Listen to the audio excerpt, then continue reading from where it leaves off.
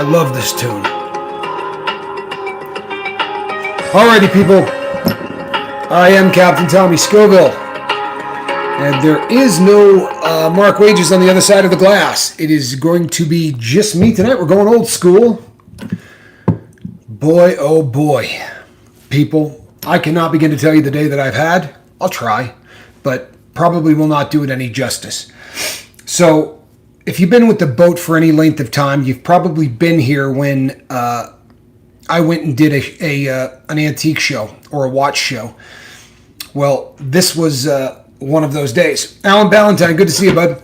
So I got up this morning at, I was up at about 6, but I was out the door at 8. And the Schrodinger's squirrel, good to see you.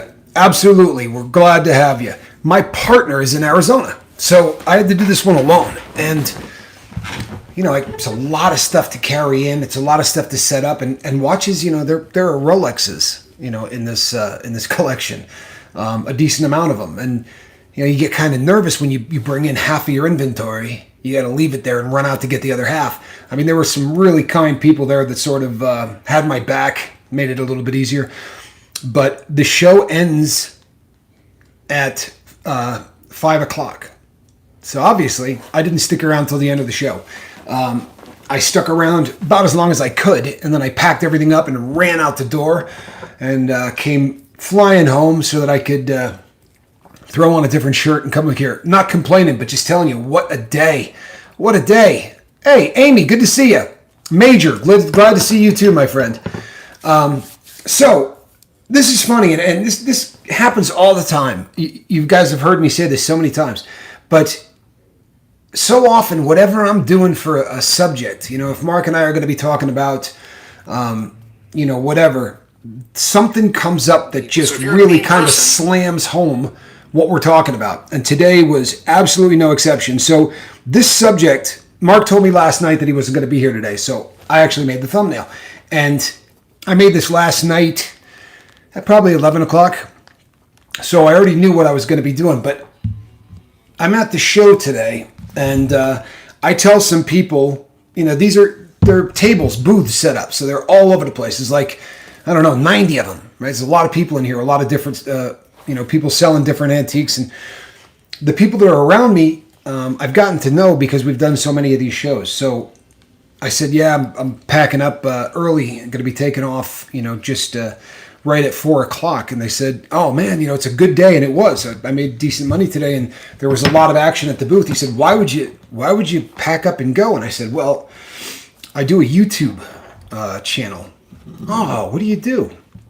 I said, it's a channel called The Lifeboat. And it's what we do is we try to get people who are struggling with addiction sober. And the woman said, oh, that's so cool. And her partner said, man, I don't know how you can deal with those junkies. Swear to you, that was the word. I don't know how you can deal with those junkies. Man, you're a better guy than me. I said, yeah. He goes, yeah, man. I hate them. I hate people like that. I said, wow, it's so funny. He said, why? I said, because that's the subject I'm talking about tonight. The fact that we are hated, because I'm one of those people too. And while this conversation was going on, there was somebody standing at my table looking at watches. And this guy, no disrespect whatsoever, right? Very nice guy. Kind of looks like he might have done a little time. He's a very, very, very big guy. He's got a lot of tattoos. But he said, hey, my man. I said, hey, how you doing? He said, good. He said, you mind if I look at that Rolex? I said, no. I handed it to him. He had to take his Rolex off to put on the other one.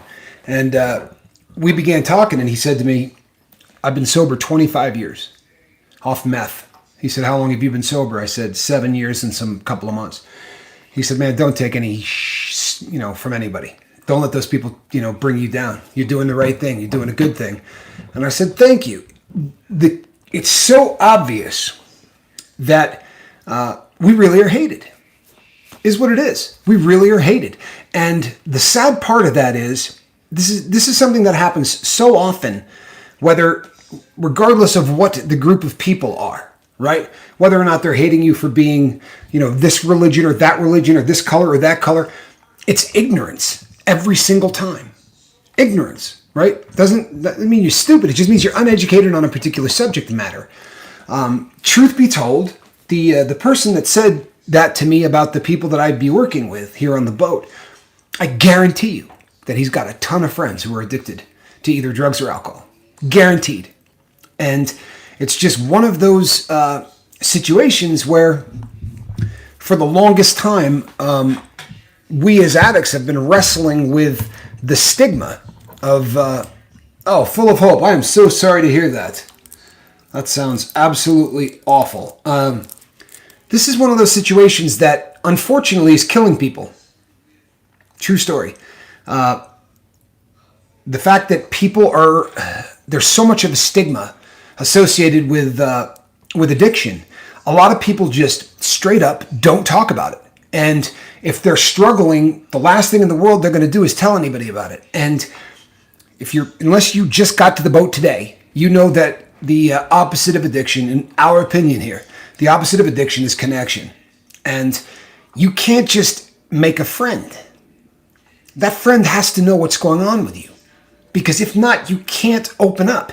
You don't have the ability to say, today I'm struggling. Today I'm hurting. To have people that just have nothing but contempt for you is obviously not going to help you move forward in the whole sobriety thing.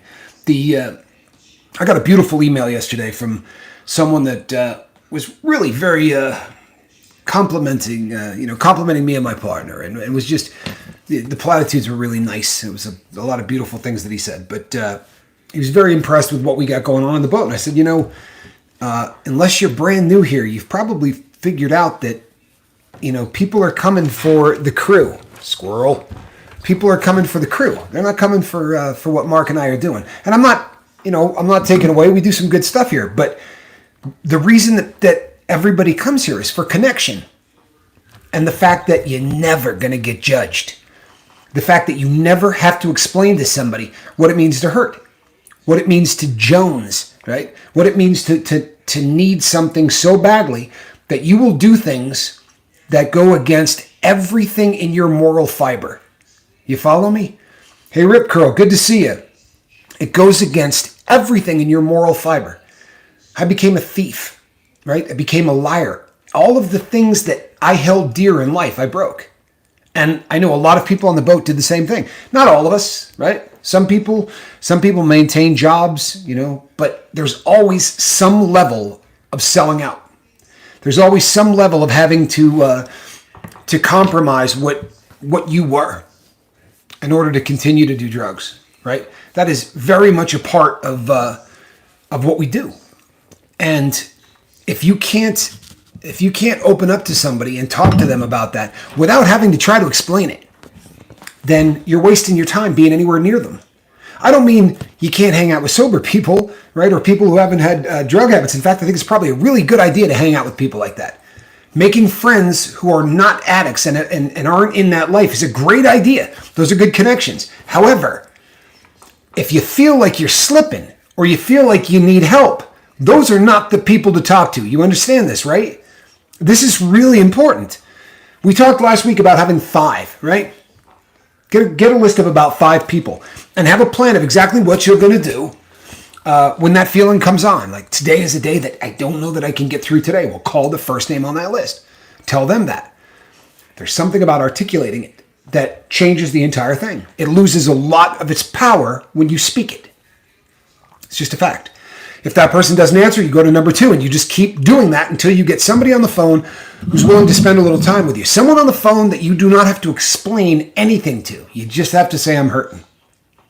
Today is one of those days where I don't feel solid. I just don't feel solid. It's really essential that you have that list of people, right? I hope that really makes sense, because trying to get sober any other way, you really are fighting an uphill battle. The odds are stacked so much against you. One of the problems, the subject today, if you read the thumbnail, it was, we're hated, get over it, right? One of the things that the longer you're sober, the more this makes a lot of sense. But for me, it was that way. When this was explained to me and I was a year sober or 6 months sober, this didn't make a tremendous amount of sense to me. But boy, it does now. You give power to concepts. You give power to ideas. You give power to people. When someone starts to do something to grind your gears, or someone does something or says something that really bites, that sort of cuts into you. This person today that said, I don't know how you put up with dealing with those junkies. That could hurt. That could really hurt because, it's not just an insult on me. I got pretty thick skin. And if you come and do a YouTube channel every day, your skin gets a lot thicker. But this guy was talking about all of you. And I don't do as well when people are going after the people on the boat. It bothers me. And I'm sure it would bother anybody. But I give that power or I don't. If I decided to sit and get in a debate with this guy. But honestly, if you could have seen me, people, I've said before, I lose my temper. It's something that I'm really working on. But I just did honestly, I just sort of gave it a chuckle. I said, we, I referred to us junkies as we. And it was funny, people, because the table turned really quickly. You could watch the look on this person's face like, oh no, right? I screwed up really bad. I just said something really bad to this guy. And I didn't tell the entire story. He started backpedaling really hard and saying, wow, such an admirable thing. So cool what you're doing, But he obviously had experiences with people who stole from him or had experiences with people who lied to him. One of the things that we just don't seem to get, especially in the beginning, is that you're being judged not just for your actions. And let's be honest, our actions, we can be judged for those. There's a ton of stuff that we did that really probably doesn't make us look great. So we can be judged for the things that we've done. But you're going to be judged for every single person that came before you. If you're dealing with a boss, every person this guy fired because they were on dope, every person that called in sick, every person that did anything to upset him or his business, if that person did dope, all of that is on you. We take that. We are a group. Like it or not, it's a we, right? I didn't say you are hated, right? We are hated. This is whether you're 6 grams a day heroin, right? Or whether you're 4 beers a day, but you've been doing it for 4 years. If you have a substance that you can't go a day without, you're hated. And even if you get clean, even if you get over it, people, they're not going to forgive you for your sins. They're not going to forgive you for the things that you did in the past. And one of two things is going to happen. You're going to give that power or you're not. If you've ever said something like, boy, that guy makes me really angry, right? Boy, that woman makes me want to... Nobody makes anything. We've talked about this on the boat before. Nobody makes you do anything. Amazingly, 5% of your life is what happens to you. For real. And I don't care how gnarly it is, right? It could be a really serious illness. They can say to you, you know what, there's a diagnosis of, put your favorite disease in here, right? The big C. That's 5%. The 95% is how you're going to react to it. And it's the same thing when somebody comes at you and says something stupid. That's 5%, right? You can't let your life be ruled by 5%. But so often we fly off the handle, or worse, right? We go like this. Pull it all inside. Right? Don't say anything to the person. Just bring it inside and think, this person hates me. It's so unfair, right? Remember fair? Look, there's no such thing as fair. Right? We did a whole show on this. There was no such thing as fair.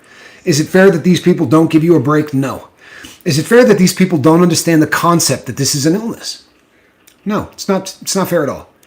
And you would think with 300, sometimes the cat in the basket makes me want a rat in a casket. Well, Squirrel would be your rat in a casket. She is Squirrel 3, Mice 0. She's been on a pretty good tear, taking care of all of the mice in the garage. She's an absolute killer. So you're going to either give in to what people say, and you're going to allow it to make you.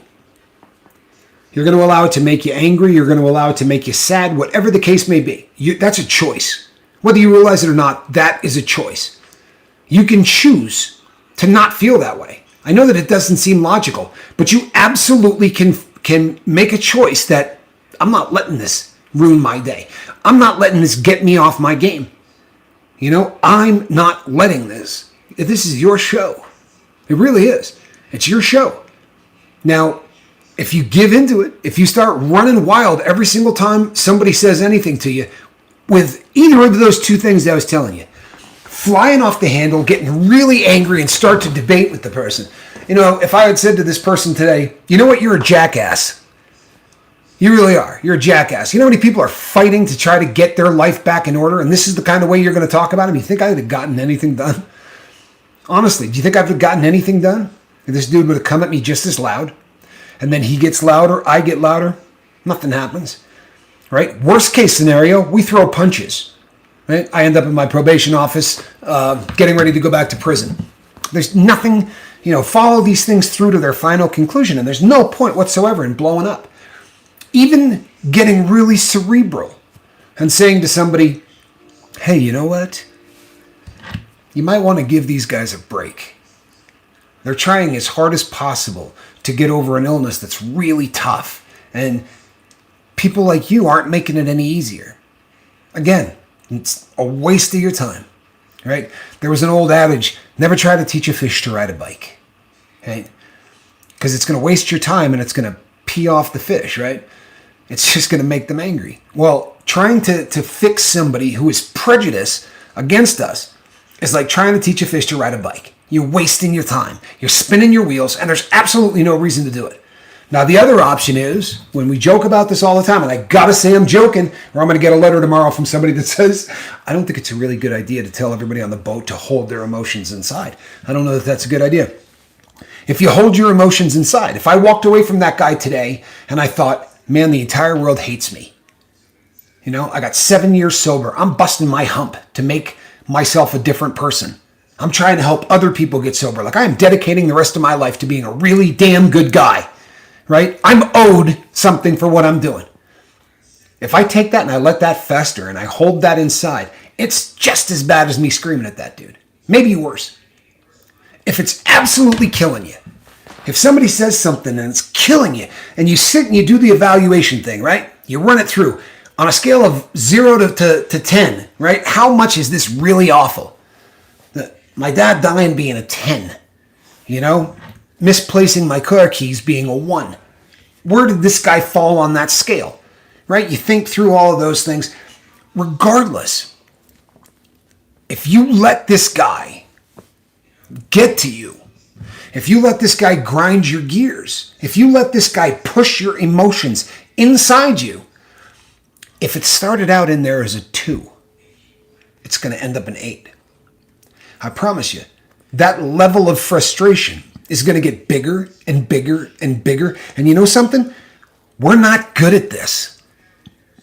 Keep that in mind, right? Air quotes on this one. We're not normal, right? We're not. Okay, I started abusing drugs when I was in my mid-teens, maybe early teens.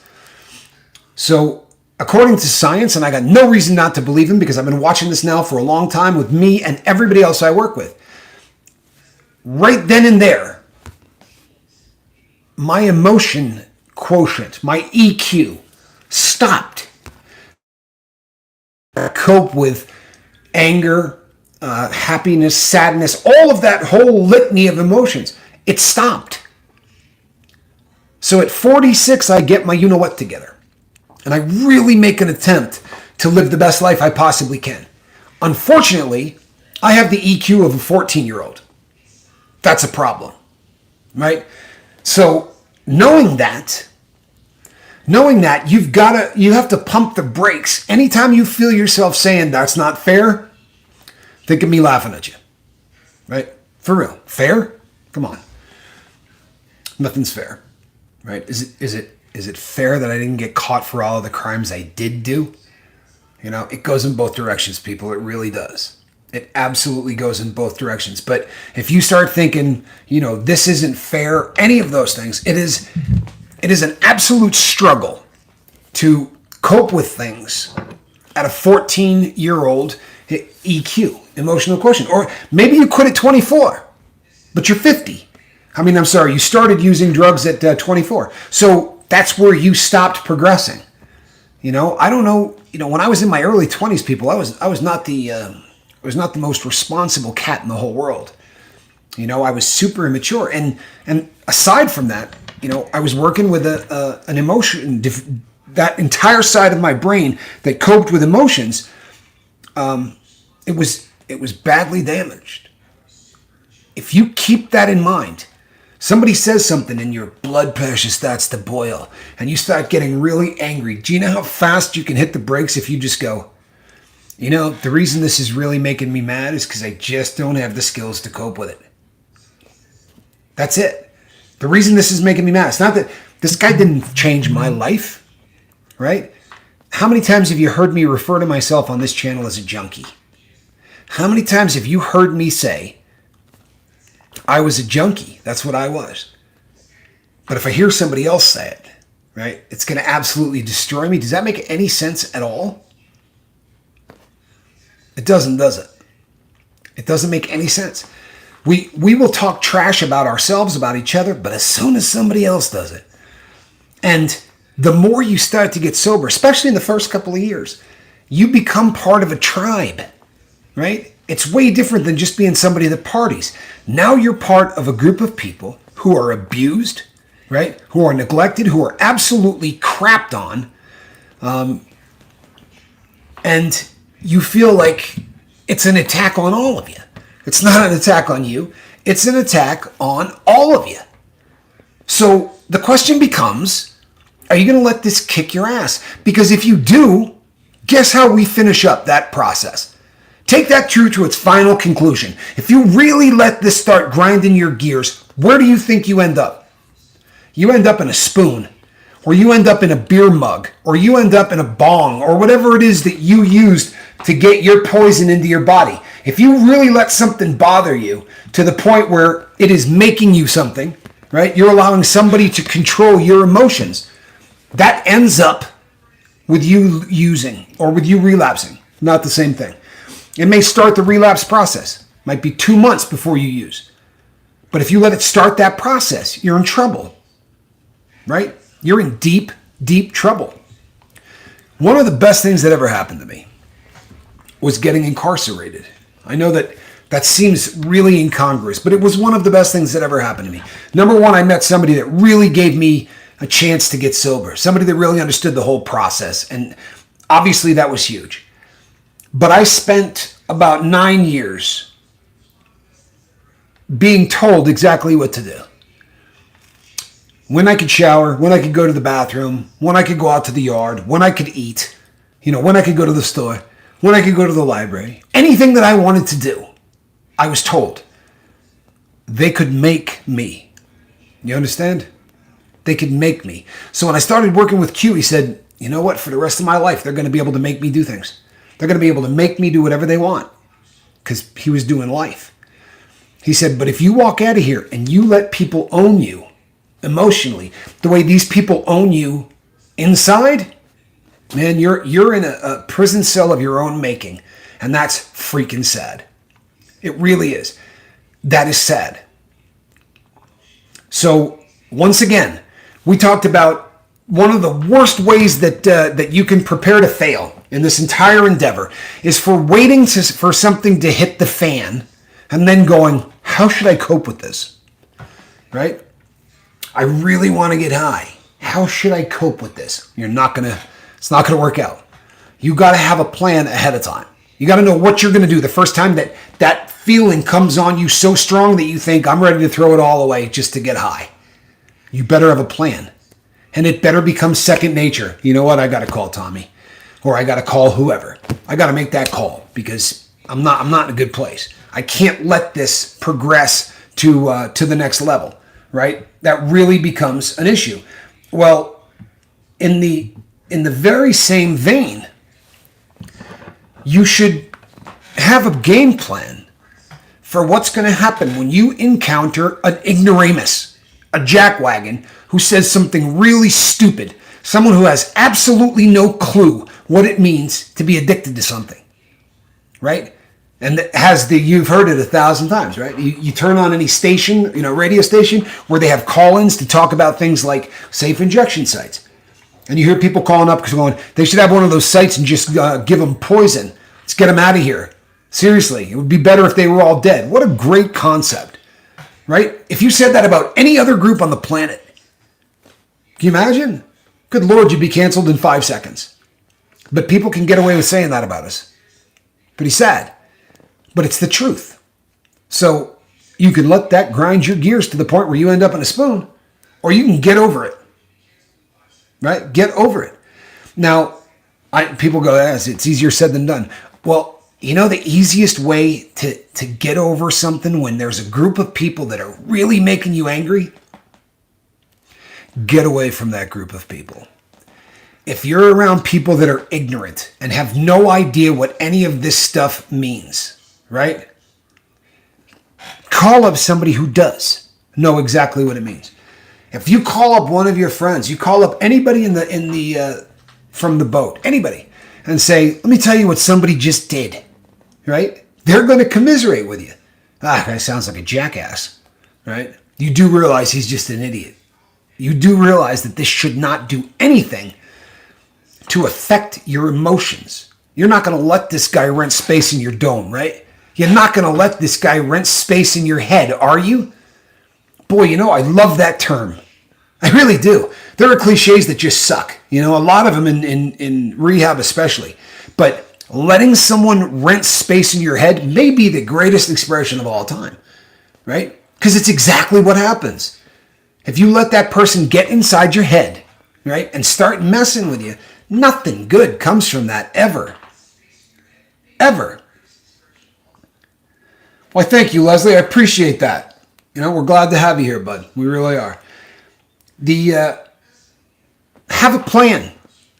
Because if you don't think this is going to come up, if you've been on the boat for any length of time, you've heard Mark tell the story about his mom, where his mom said, listen, I don't want you bringing my grandson around those people, right? That hurt Mark. If you ever talk to him personally about it, I don't know, he doesn't articulate it the same way on the boat that he does in person. He said that just killed him. It was like getting kicked in the stomach, right? It hurts, but it hurts so much more if you let it. Process it and get rid of it. We've talked about this before. And this is a concept that works for absolutely everything, whether you're addicted to drugs or have been addicted to drugs or whatever. We are not intended to bring things in and spend amazing amounts of time working through them. It's really not what's supposed to happen, right? Think about it in terms of like a DVR, right? Where the stuff's coming through on a live feed and you're recording parts of it. I've used this example before, but I love it. You're driving down the street and a blue car starts coming in the other direction, right? It looks a lot like your wife's car. And you look in the car and you go, holy crap, there's a blonde woman in there and she's kissing a guy in the passenger seat. And the car goes by the other direction. You're like, what the hell was that? Right? You don't confront your wife. You go and you think, man, is she cheating on me? So you do that, that sneaky, hey, what were you doing this afternoon, babe? Were you working or did you hang out with anyone? What'd you do this afternoon? She says, I was with so-and-so, and you put it away. You forget about it. 10 years later, you're divorced. You're not even with this woman anymore, right? She's gone. Maybe for that reason or whatever. But now you're driving down the street, and you see a blue Volkswagen coming in the opposite direction, and there's a blonde woman driving, and instantly you're gritting your teeth, right? Instantly, you are angry. You're as angry as you were the day that you saw somebody going in the opposite direction that could have been your wife. If that day you had gone and said, hey, this is going to sound crazy, right? And I don't mean disrespect or anything, but you should have seen the car that passed me today.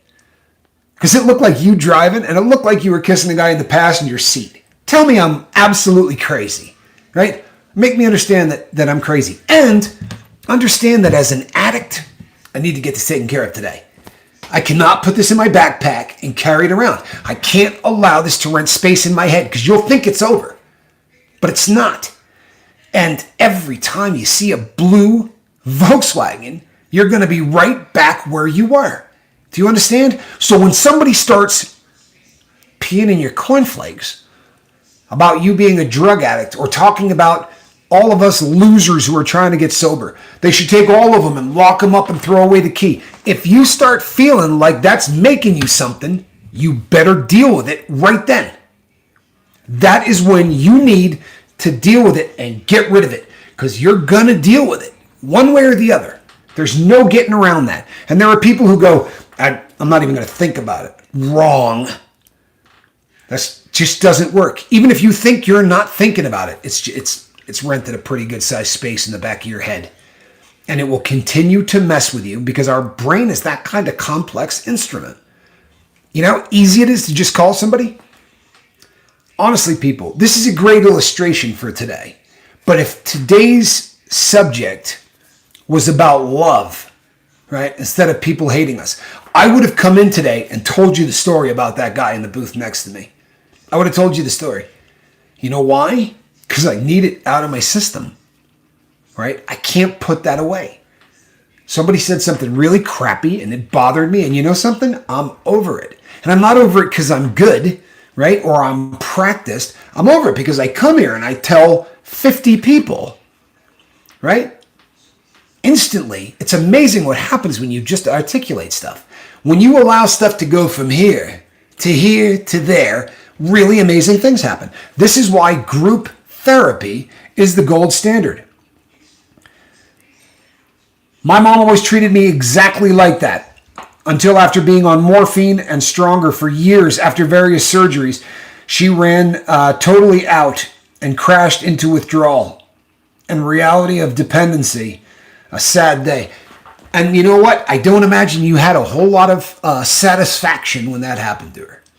Amazing, isn't it? If it was any other kind of person, they would have gone, shoes on the other foot now, right? But we are the most compassionate people on the planet, especially if the issue is addiction. There are some people out there that hate me. There are some people out there that messed with my family, right? Sent naked pictures to my kids. I'm talking about dirtbags. I would not wish addiction on them. I wouldn't. Not on my worst enemy. Because I know what it feels like. And it's absolutely awful. You understand? It's awful. So I know that when that happened, Tommy, you were just hurting. It says a lot about who you are. It says a lot about who all of us are. I don't know if you guys can remember. I know that Seventh Will, and Flamin' Jackson, a lot of you that have been here, a really long time. When the boat first started, one of the things we used to say all the time is, we want the lifeboat to show people that we're not like other people, right? Because you hear all the time, I just want people to know that addicts are as good as other people. No, we're not. Honestly, in some ways, we're just not even close. And in other ways, we're so far ahead. I mean it.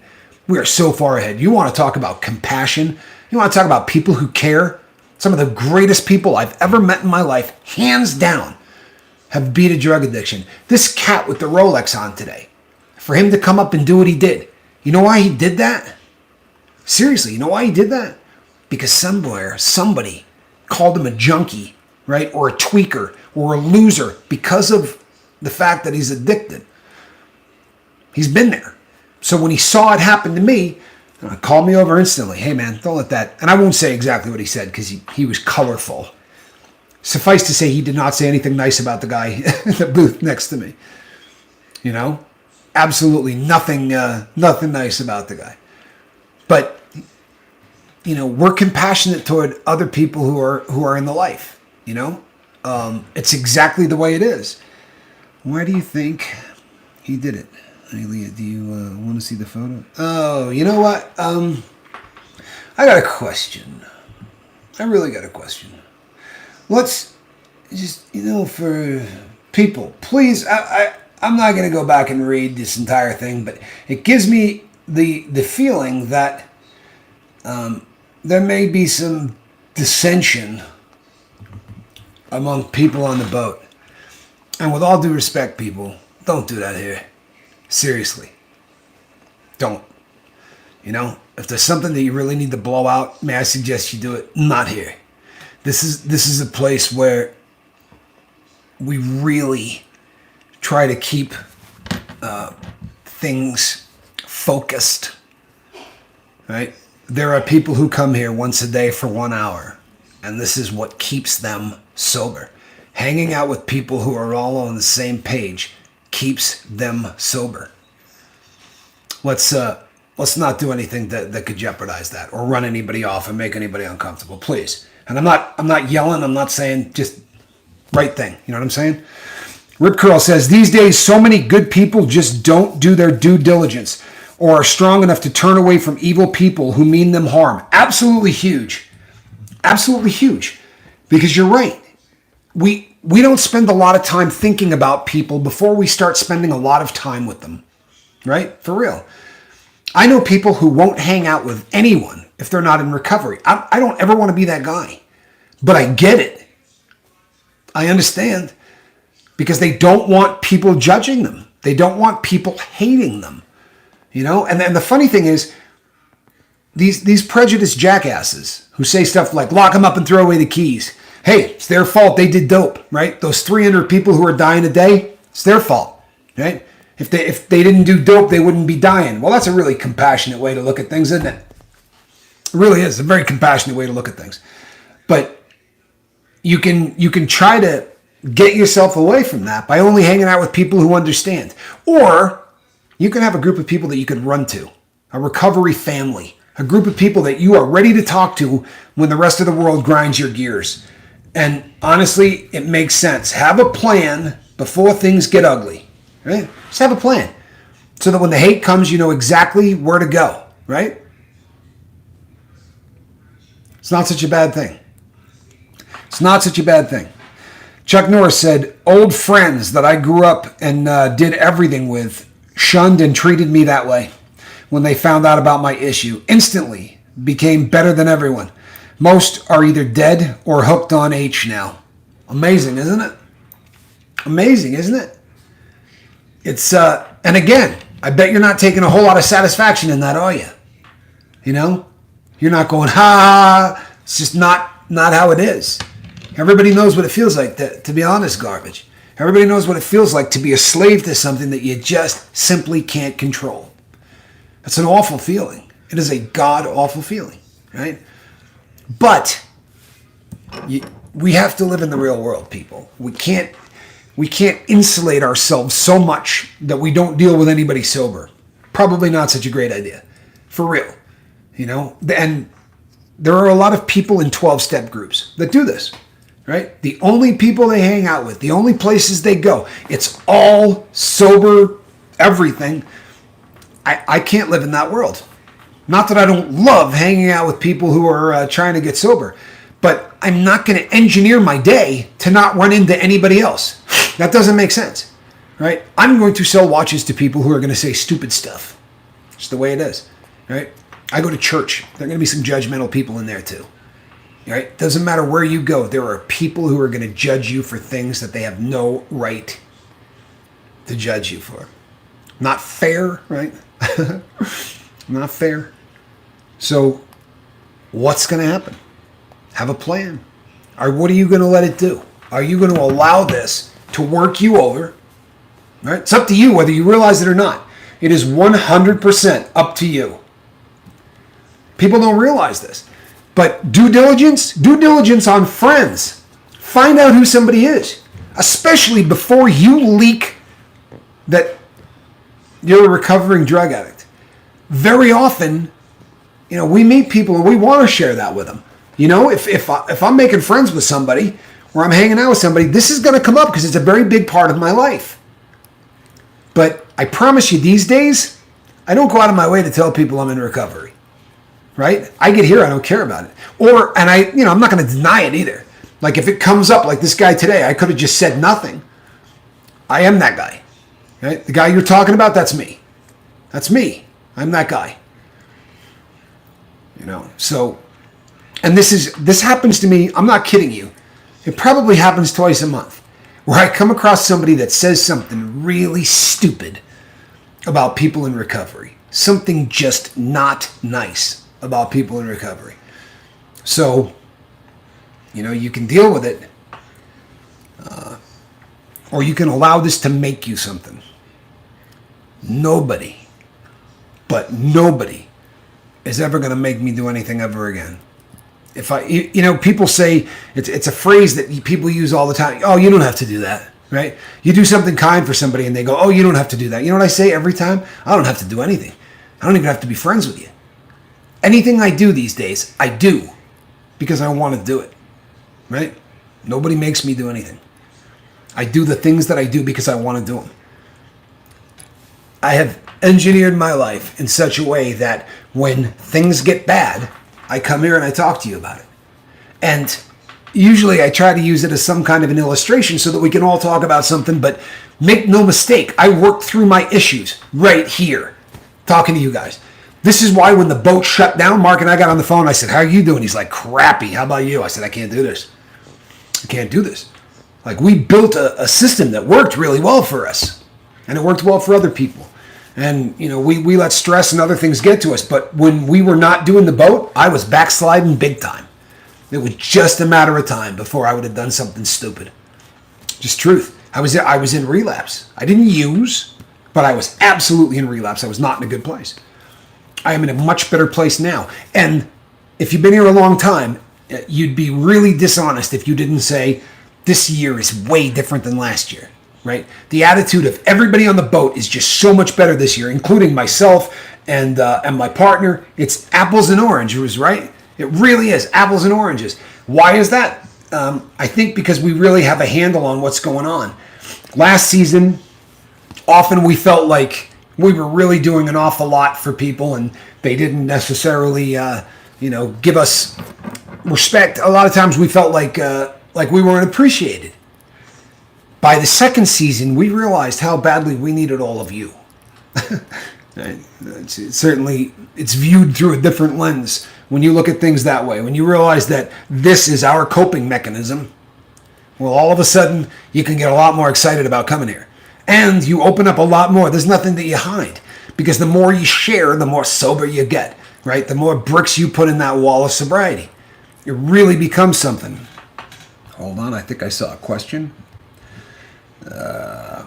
What do you think about addicts patronizing other addicts for not being addicted because you didn't use hard drugs to the point of death? It's an odd thing. It really is. It's an odd thing. There is a certain level of snobbery almost that goes on in the drug community and in the rehab community. Because of what my drug of choice was, up until Fentanyl came along, the ugliest drug in the whole world was H, right? Even when you said the other drug addicts, when they go, well, what's your drug of choice? Tar, heroin, yeesh, right? You're disgusting.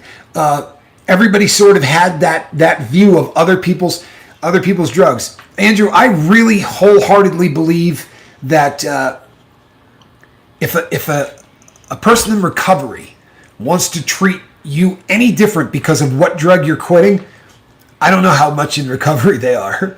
For real. They may be trying to get sober, but there's a difference between chemical free and sober. There's a difference between not using and being in recovery. It may sound like it's just, semantics or wordplay. It's not. It is a completely different animal. And the kind of person that would do that, when you're really in recovery, people who play too many video games, I don't look at them and think, well, that's not really an addiction, right? You stick needles in your arms, that's an addiction. If you can't live without it, it's an addiction. And the same thing is going on in your brain, one way or the other. You got a malfunctioning reward system, and that alone makes that person a brother or a sister to me. Instantly. Just the way it is. And it's amazing on the lifeboat. I talk to people every week. I was going to say every day, but it's not every day. But every week I talk to people in other countries, right? Completely different cultures, completely different parts of the world. Nothing about us is similar. But there's an instant brotherhood because they know exactly what we went through.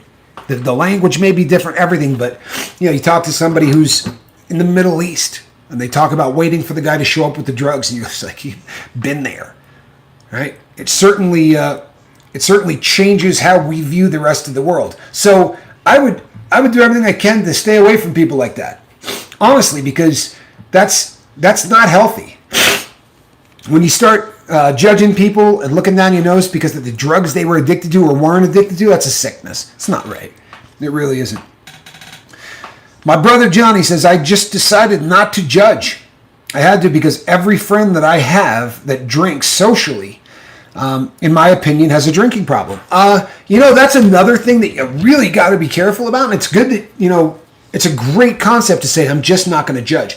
Because, there's almost jokes about this in films, that there are people out there that, believe if they're one way, everybody is a closet version of that, right? You've seen it on Saturday Night Live, everything, things like that. So I was at a point where when I first got sober, I honestly believed everybody was on drugs. You know what I mean? If somebody was late to, I had a job at a factory, but it was in prison. And if somebody was 20 minutes late, I'd go, he's getting high. And in the beginning, I think a lot of it is jealousy. You know what I mean? Because instantly it's like, that person can go do that. They can handle that. They're able to do what I can't do. Boy, I hate that. Once you realize that, they're probably just on their way. Sad but true. They're probably just on their way. These things tend to get you. They really do. They tend to get you. Scooby, the Budding Queen, at Chase the Heat brought me here, all because the method you recommended working. You know what? We're really glad you're here. My brother has sent a lot of people this way. It's I can't take credit for anything really. The system here is nothing new, right? It isn't. This is 1930s stuff. The difference is sort of what we put out as the most important things to us, right? Non-judgmental. If somebody comes here tonight and they say, hey, I'm wasted, there's nobody in this boat that's going to say anything bad to them. We want that person here, right? We want that person here. Because inside of every addict is a sober person waiting to get out. That's just the truth. The best version of themselves waiting to get out. And we usually can break them, right? We have the ability to break them out of their own prison. But not if we run them off. Or not if we do that holier than thou. We'd rather not have you here if you're using, we don't want you in our oncology ward. You have cancer. It's the dumbest thing in the entire world. V says, I'm actually very proud of myself because most of my family is dead from drugs or drinking. A lot of them. I'm glad I was able to pull myself out of that life. You know what? We're glad you did, V, for real. Really glad that you did. I can't imagine the boat without you. Miss V's been here a really long time. I remember like it was yesterday, the day that she came and said, my friend, right, Seventh, told me about this channel, and I don't know how many she's missed since then. V's been just an absolute pillar here on the boat. So we're very happy that you did as well. We really are. Flamin' Jackson says, family comes first. And you know what? You can build that family. Very often, the people that, in your birth family can be the most judgmental people on the planet. And this is a really important point. It really is an important point. Hold on one second. Captain, it may not be new, but it is unique, different, and it's working for many amazing friends. Thank you, Rip. And I think you're right, honestly. It's a different approach to exactly what everybody else does. It's just a different approach. And it makes people far more likely to type what their problem is. Because we're not staring at them and we're not, and over in our little cliques. And, those meetings can be scary as hell. And I'm a public speaker. Like, I got no problem jumping up in front of, rooms full of people. But I never liked talking at those meetings because the way people look at you, it just makes you feel, I don't know, kind of twisted. Napatrish, I am not an addict. Never tried hard drugs. I used to be a nurse at a, wow, did that jump up? I used to be a nurse at a country prison and helped the inmates detox. Just wanted to say, I love all of you and wish you the best in your recovery. What a cool thing to say. God bless you. For real. And you know, in the beginning of the lifeboat, when someone would come by and say, you know what, I never did drugs, I just kind of want to be here to support people, I would say to Mark, I cannot believe that. Right? I can't believe that.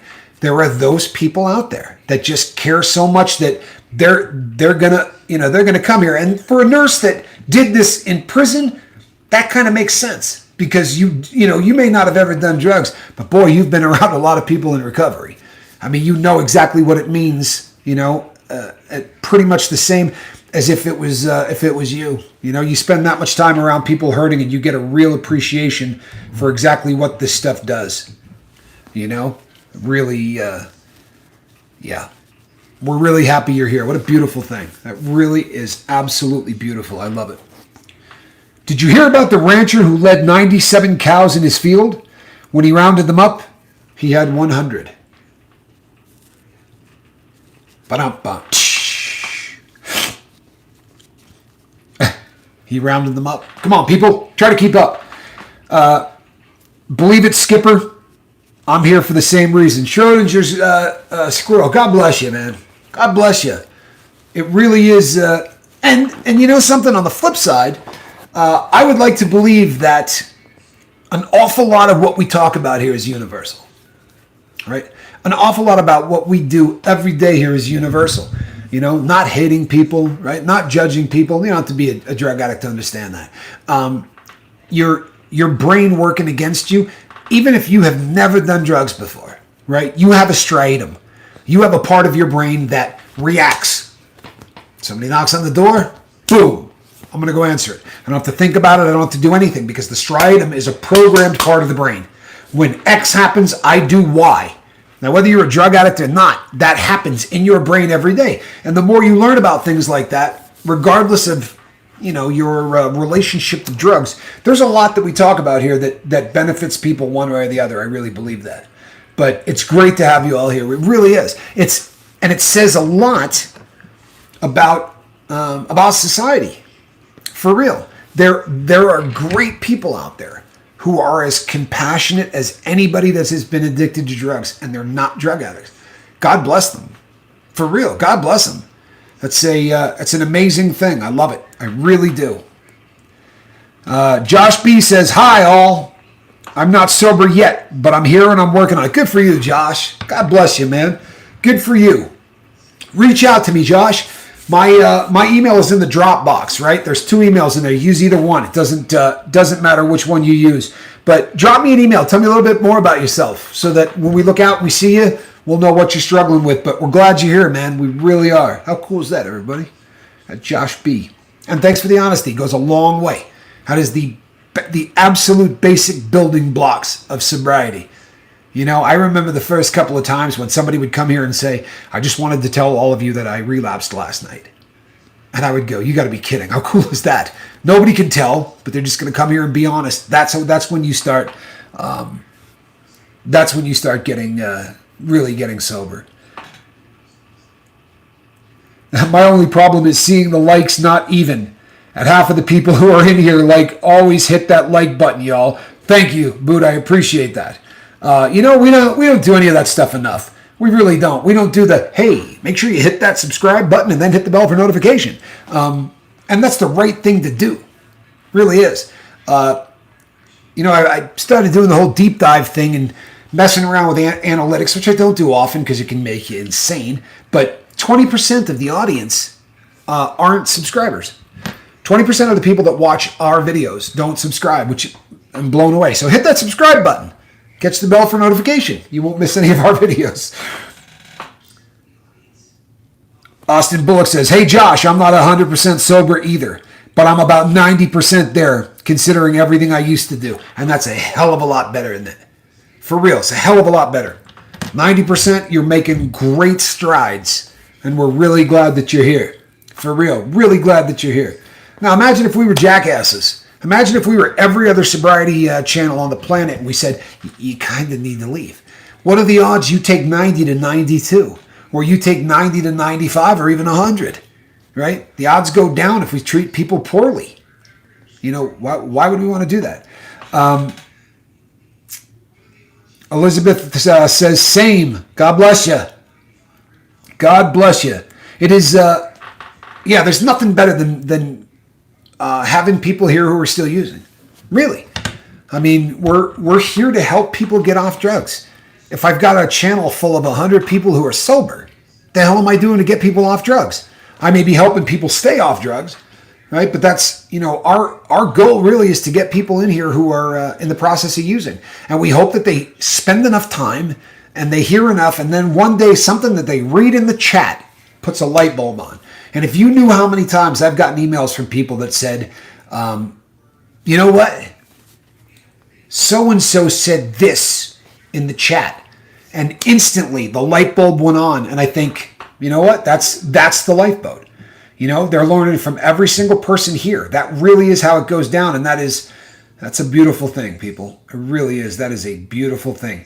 I am not sober yet. Andrew, not a problem, bud. Glad that you're here. Glad that you are here. Not a problem. Honestly. Brandon says, we welcome everybody, open arms, who has a problem. We want to help. God bless you. Absolutely. I love the boat and everybody on this boat. Leisure, we love you too, bud. We really do. Leisure's also been here. I don't even remember Leisure getting here. Honestly, I feel like, Leisure's probably been here. I don't remember. It's been a really long time. Nice. Amy says, Jesus, she says, I'm so grateful I'm sober through this turmoil in life. It's the first time I've gone through something this big and stayed sober. Stronger every day. Thanks, the lifeboat, y'all. Helps so much. Beautiful thing. And you know something? There really is something cool to exactly what you're saying. And every single person who has any amount of sobriety under their belt will tell you the first time that something came down the pike that was really messed up. When my dad died, I had about 5 years sobriety in when my dad died. And the number of people who reached out and just said, man, are you going to be all right? And it wasn't are you going to be all right? It was a very classy way of saying, man, you're not going to go, please tell me you're not going to go buy heroin. Please tell me you're not going to go buy heroin.